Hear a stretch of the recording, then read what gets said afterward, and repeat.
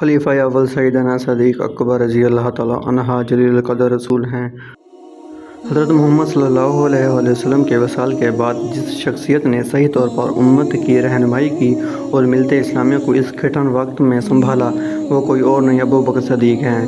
جس پر نصیحت اثر نہ کرے سمجھ لو اس کا دل ایمان سے خالی ہے۔ جو اللہ کے کاموں میں لگ جاتا ہے اللہ اس کے کاموں میں لگ جاتا ہے۔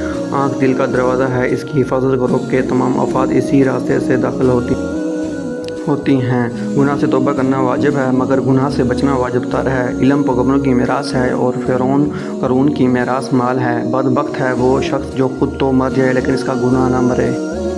سائل کا حق ہے کہ اس کا جواب دیا جائے اور اچھا جواب دینا اچھی اخلاق کا تقاضا کرتا ہے۔ پاک ہے وہ ذات جس نے اپنے بندوں کے لیے اپنی مغفرت کی طرف سوائے اعتراض و عجز کے اور کوئی راستہ نہیں رکھا۔ شریف آدمی علم کی دولت حاصل کر کے متواضع ہو جاتا ہے اور شریر متکبر۔ اخلاص یہ ہے کہ اعمال کا عوض نہ چاہا جائے۔ طالب دین علم میں زیادتی کرتا ہے اور طالب دین علم میں صدقہ فقیر کے سامنے عاجزی سے باادب پیش کر، کیونکہ خوش دلی سے صدقہ دینا قبولیت کا نشان ہے۔ اس دن پر رو جو تیری عمر کا گزر گیا اور اس میں نیکی نہیں کی۔ زبان کو شکوے سے روک، خوشی کی زندگی عطا ہوگی۔ عبادت ایک پیشہ ہے، دکان اس کی خلوت ہے۔ رأس مال اس کا تقویٰ ہے اور نفع اس کی جنت ہے۔